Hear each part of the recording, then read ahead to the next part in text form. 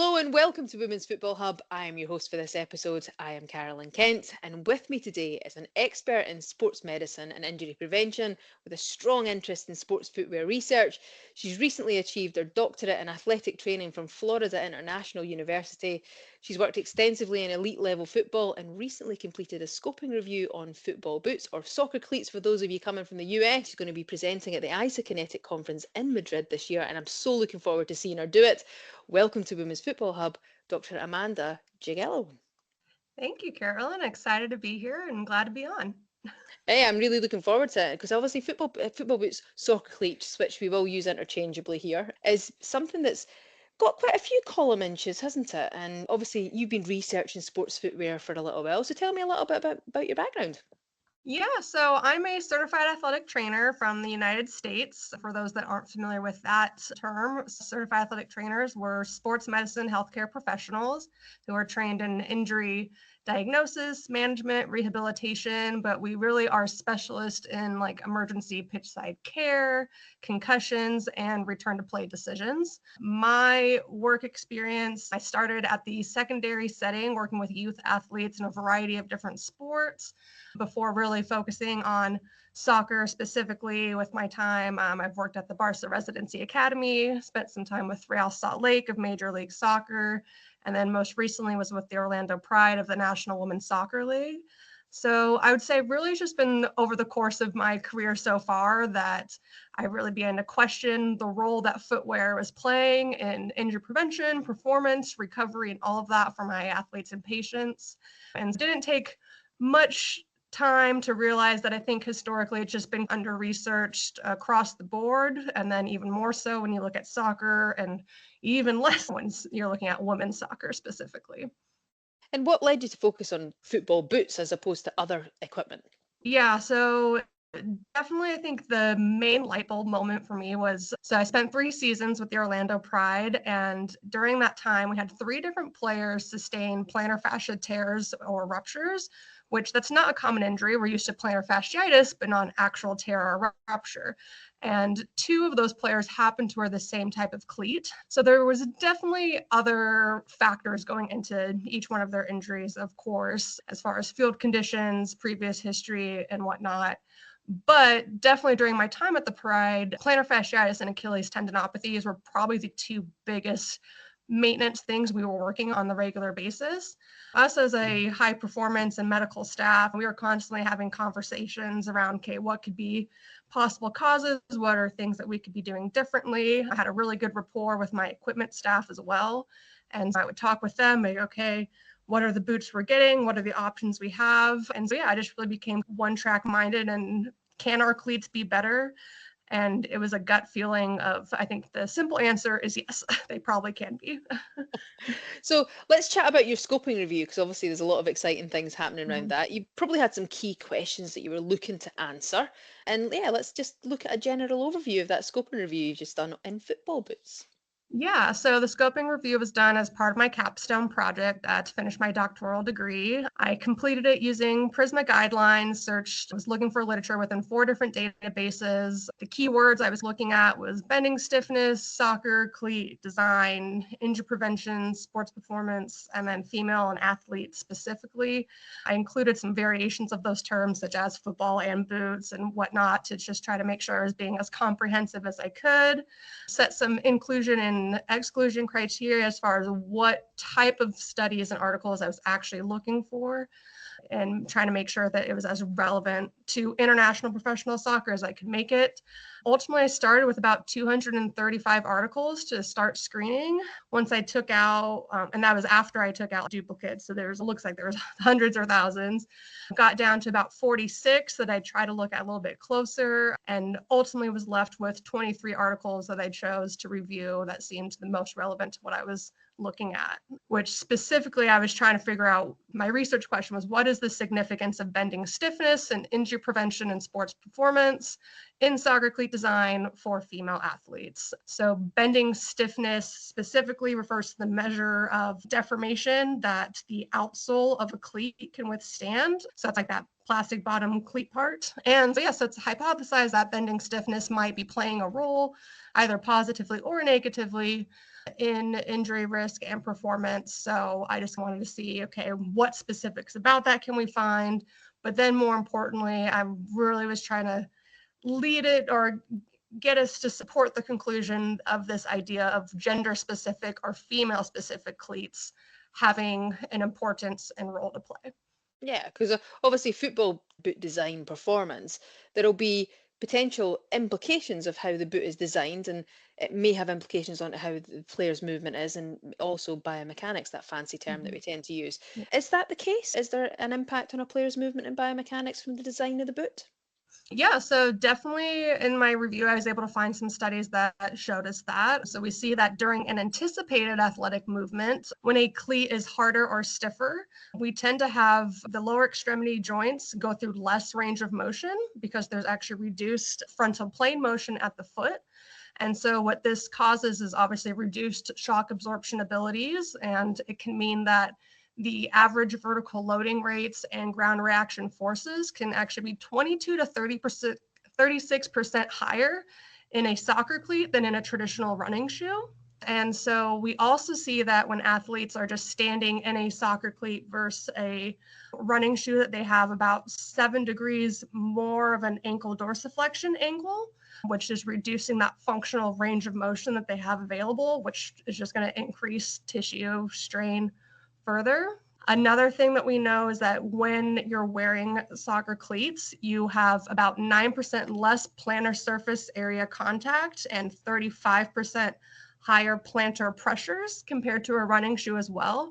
So most of the data I found was really just comparing that cleat versus a running shoe.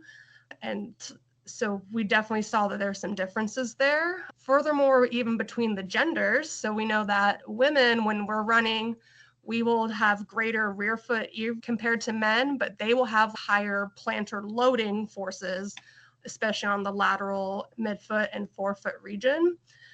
But when we do an unanticipated athletic movement, so like an unplanned cut, for example, us females, we tend to stay on the lateral side of our foot a lot longer before switching back to the medial. So it's just a slower cut than men. So there's definitely that evidence that cleats are causing some sort of biomechanical change. But I think what's not clear yet in the research is what that means or what the effects actually are, right? Does it matter that there are these range of motion changes? Are they actually impacting injury rates or decreasing performance in any way, whether it's between the genders, good thing or bad thing? That all needs to be explored further. Yeah, and of course we know from the ACL research that women tend to have stiffer leg landing anyway, and then you're thinking Mhm. about the increased stiffness through the foot as well. So there will be all sorts of links people are trying to make, but the question is, does the research actually support that? But there's certainly some hypotheses and some questions coming from that. So let's talk then about current designs for female players. What are they? Is it optimized for female players with regards to cleat design? Yeah, so I would say short answer is no. Historically, women's cleats have actually just been scaled down versions of a male cleat. And furthermore, male cleats have been designed based off an adult Caucasian male foot. And so this is important because we do know that there are foot anatomical differences between genders and even between ethnicities. Of course, this is already an indication that clearly females haven't been considered, but you could, even on the men's side of the game, you can go further and say maybe the cleats can be further optimized even between ethnicities. I think the simplest breakdown in that anatomy difference of males versus females, you can think of a male foot as being shaped like more like a rectangle, to where the female foot is shaped more like a triangle. Kat Krieger is a pretty prominent UEFA medical researcher, and she really was the one that coined the phrase of pink it and shrink it to refer to the approach to cleat manufacturing so far, is that it's just that smaller men's version. Luckily, there is one company that exists right now that is optimizing for females, and that is Ida Sports. They are currently the only female-specific soccer footwear company that I'm aware of.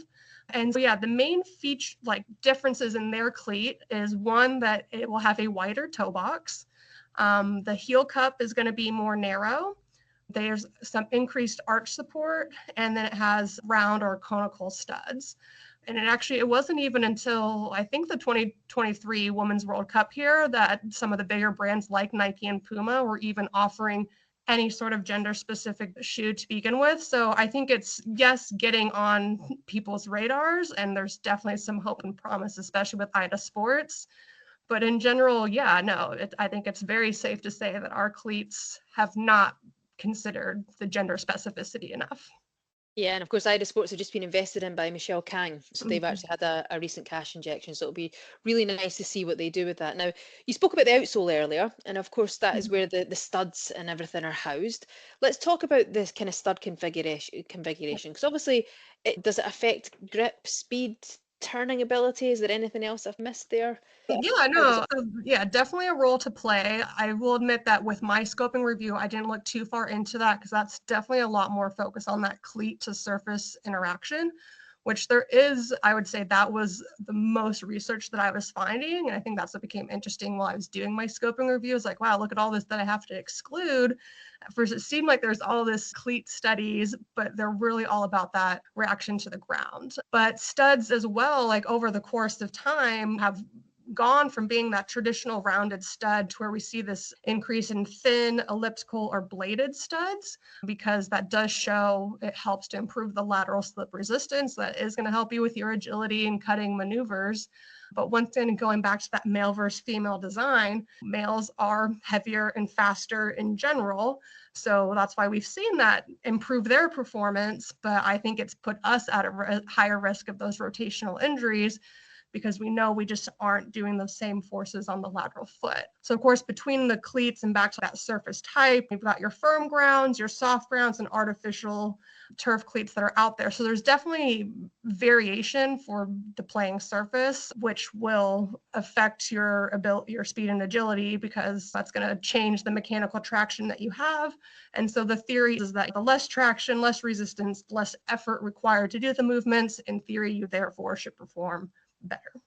Yeah, and of course, you mentioned artificial pitches there. There's been obviously a rise in artificial pitches. Do traditional boot designs, do they need to change? Because obviously, a lot of youth players may play on artificial pitches. Professionals, not maybe not so much anymore, although it does still happen, especially in the Scottish Premier League. There's a couple of artificial pitches. But does that need to change because of the rise of artificial pitches? I think it's definitely something that needs to be considered. We do know that when you're playing on synthetic turf, that is going to increase those plantar pressures, especially under the central forefoot and the toes.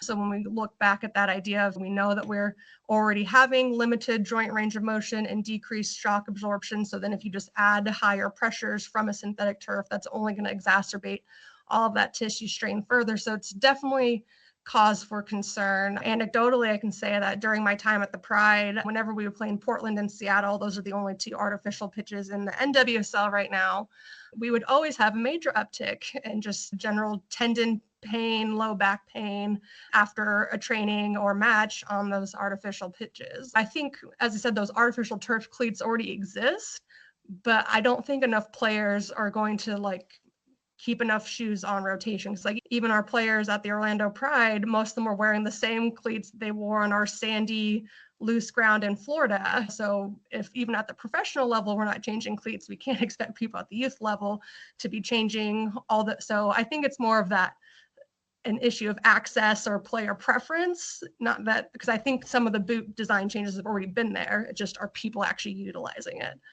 And that's before you bring in all the fact of they can have them customized and they're superstitious and all of these things. Right. You've got all those Yeah. things. So let's bring it on to injury risk and injury prevention. Mhm. One of the big links that you're going to be asked when you talk at Madrid is going to be, do boots contribute to ACL injuries? Mhm.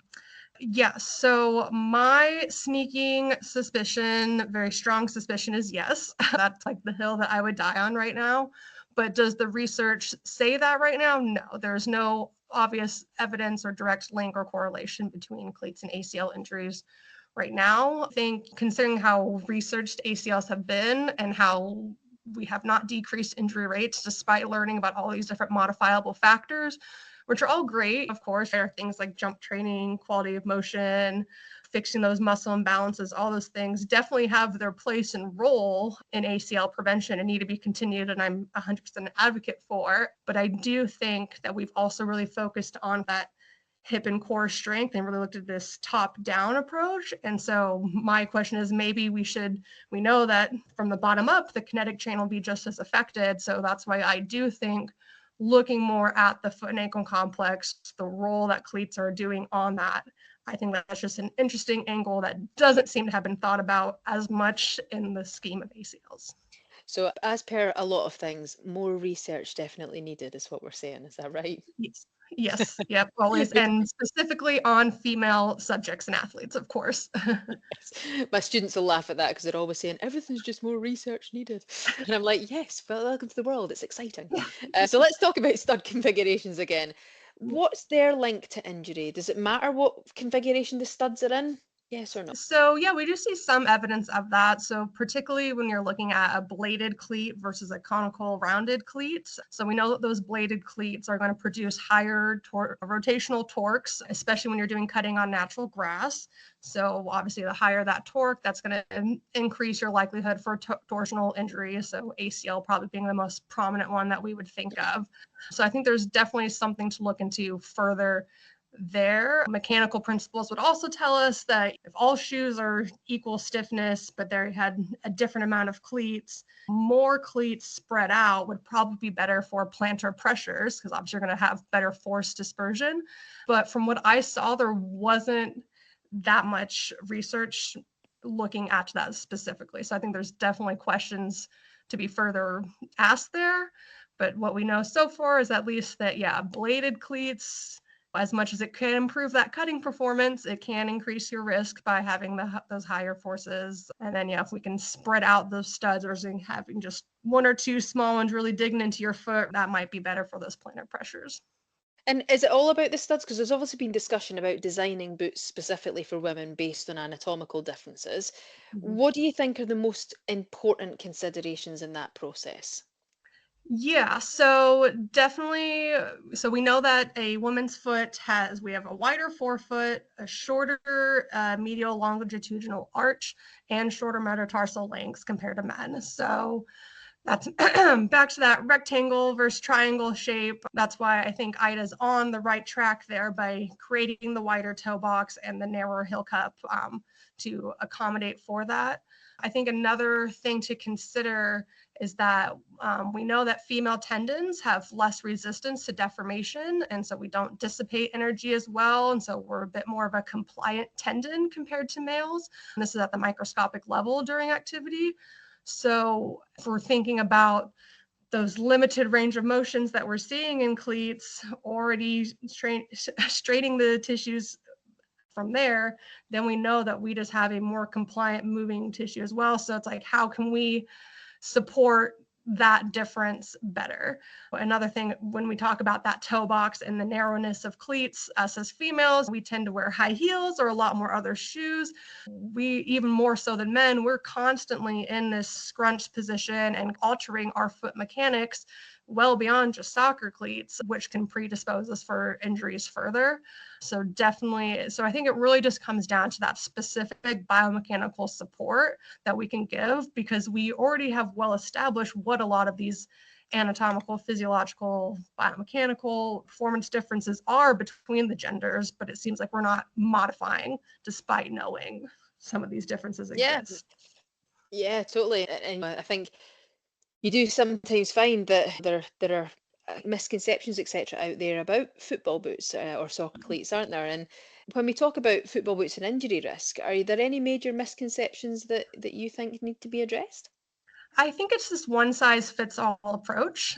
I think right now there is such a focus on just the physical appearance of the cleat and, yeah, what's the color, what's the design, is it flashy, is it fun, and not at the actual practicality of it, is it helping prevent injuries? Is it improving performance? Is it really the most functional cleat that we can make? And so like I said, I just think those things haven't been considered enough. And it has just been this slow evolution of what looks good. Even on a professional level, I think that cleat access is a big thing to address as well. So if we're looking at the professional level in Europe, most of the top male players, I'm sure, are getting a customized cleat. Their foot is probably 3D scanned. They have that shoe contract, so they're probably getting money for it. And that is the exception and not the norm on the women's side of the game. So league sponsorship deals will also affect what cleats players are able to wear. For example, in the NWSL, they're contracted with Nike. So every club provides their team with a variety of Nike boots. What if that brand or style doesn't work for that player? What if they don't like it? They don't really have much of a choice unless they actually have a formal contract with another shoe. Say if they wanted to wear an Ida, an Umbro, Adidas, anything other than Nike, if they're not contracted, they're not allowed to wear it. And furthermore, that inventory of cleats that these players are selecting from, the equipment staff are typically ordering this during the off season, right? And then when they have whatever the roster is, and so they're having to guess and anticipate the number of sizes and styles that they're going to need to order from Nike. But then by the time players are showing up for preseason, your roster's probably changed from a few different trades and obviously throughout the season. So if you have no guarantee that even the inventory that your club has is going to work for your preference. So I think it's more just so that's back to that one size fits all. We can't just give everyone a Nike boot. Like we can't just give everyone one particular type. There needs to be a lot more individualization that goes into these cleats. And I just don't think that's able to happen right now for most people. You bring up a really good point there because, if you think about any other industry, that would be a health and safety consideration. Mm-hmm. So I'll be interested to see where things go over the next little while with block sponsorship deals, etc. So the game's evolving, it's changing, and it'll be interesting to see where that comes from. So let's talk about players and coaches who don't have sponsorship deals, right?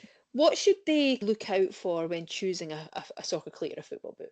Mm-hmm. So your personal comfort is the most important thing. And it seems, Amanda, that's so obvious, but I think there is so much of that culture to where we just accept, oh yeah, like soccer cleats hurt my feet and my toes are going to be all scrunched. And it's part of the culture almost. I grew up playing and I felt that way. But I think we need to change that narrative and accept that no, like cleats shouldn't be this uncomfortable. They shouldn't so consistently cause us pain. I think when the average person goes and tries on a cleat, you're at the shoe store, you put it on, you maybe take a few steps and okay, yeah, that feels good. And to think about, you're not realistically testing the demands that you're actually going to put that boot on. So I would say if you can, when you're buying, don't be scared to be that person. Actually run, jump a little bit, touch a ball, do a few more athletic movements in that cleat to really test out, is it actually comfortable to you? Because I think everyone is going to have their own individual preference. So I don't have one big blanket term to give yet, because even though we might have some ideas about what might be more ideal than not, player preference is always going to win out. Yeah, you're giving me the chills there and thinking back to the pre-seasons I used to be involved in and the amount of blisters I actually had to deal with. Oh, so Right, you bought those yesterday and you've decided to wear them for an entire day of running. Perfect. mm-hmm. Yeah, I used to, Yeah. oh, that used to give me nightmares, that. And of course, they still wanted to play, but blisters are Yeah. painful. So thinking about players then with previous injuries, are there specific features for boots that people with previous injuries should prioritize, or do we not have any evidence to make those leaps yet? Yeah, I would say there's not any particular evidence yet, but just from my experience and what we typically did, I think an orthotic insert is an easy place to start. If you're able to get a customized one, of course, that's the most ideal. But even then, I think just an over-the-counter, any sort of gel insert, because I think what we've well established here is this shock absorption, I think, is maybe the biggest concern that I see from cleats. So anything that so if we can't perfectly address that decreased range of motion, then at least we can absorb some of those forces with just a simple gel insert or something like that. And so I think, and also just this idea to reduce the overall amount of exposure you have to being in a cleat. So especially if you're someone that has a history of injury, if you know that it's a 5-minute walk from the locker room to the pitch, wear a different shoe for that walk and then put your boots on when you're actually on the pitch side and immediately take them off, right? So that was something I really started to encourage a lot of the Pride players with. I was like, let's be in your cleats as little as humanly possible, right? And let's be, because at the end of the day, we can work on all the other training and strength and all the other things you need to focus on, but so let's get you in that as little as possible. And so especially, and my strength and conditioning coach is really great in working with us when we're returning players from injuries, so especially if it's straight line conditioning. Get in a normal running shoe. I would say most strength and conditioning coaches, even for a non-injured athlete, like if it's truly just straight line running, you're not going to have that cutting component and you're not worried about slipping, then get them out of the cleats, because you're still going to get all the great conditioning effects, but without some of these shock absorption issues potentially, and just giving the foot a break. I'm laughing because I would have been your worst nightmare as an athlete, because literally you would tell me to get out my cleats and I would have walked out in my flip-flops. Yep. That is literally, and usually the type that went in between the toes with the socks on. That Yes, is the yes, type of yep. player that I was. Let's chat about replacing the boots then, and knowing when they're worn out, and about injury risk with that. Is there an injury risk between boots wearing out and knowing when players should replace them? Yeah. So there's not any evidence that I'm aware of. I didn't come across anything like that when I was doing my scoping review, but so I think that's another one of those just common sense gut feeling that especially as we're talking about these increased plantar pressures and reduced shock absorption, soccer cleats are already pretty thin as a sole as it is. So obviously through repetitive impact, that's just going to get thinner and thinner. I think you can imagine if your soccer cleat insole is looking really thin or is starting to get a hole or that one really worn out spot, that's a good indication that it's got some wear and tear, and maybe it's worth looking into something else. I think it's all about reducing that pressure over the cleats as much as we can. And especially manufacturers are designing these cleats to act as one cohesive unit. So just, you think you have any little chink in the armor, it's not going to work even in the way that they have tested and designed. So as much as I would argue that we need to test these further, there has been some testing at least. So let's at least optimize some of the research that we know they have done, right?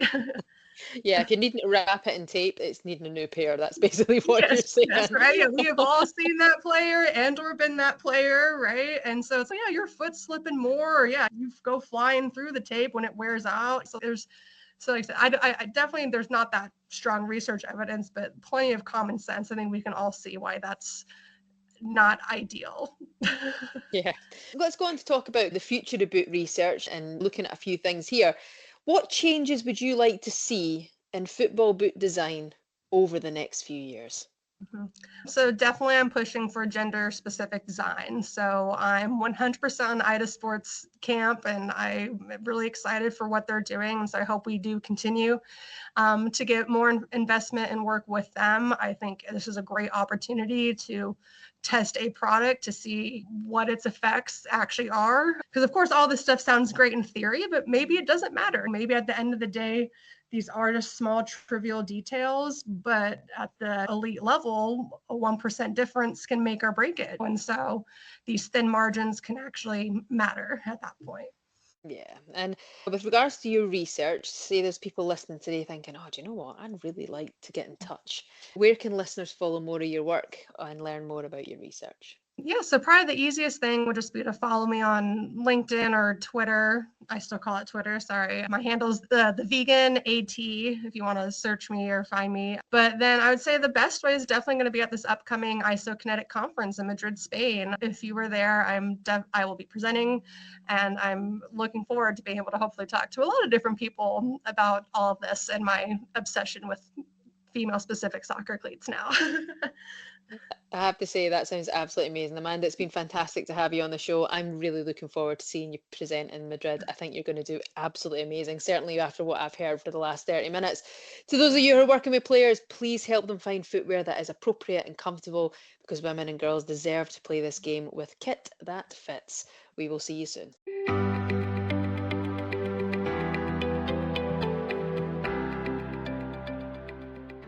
Thank you for listening to Women's Football Hub.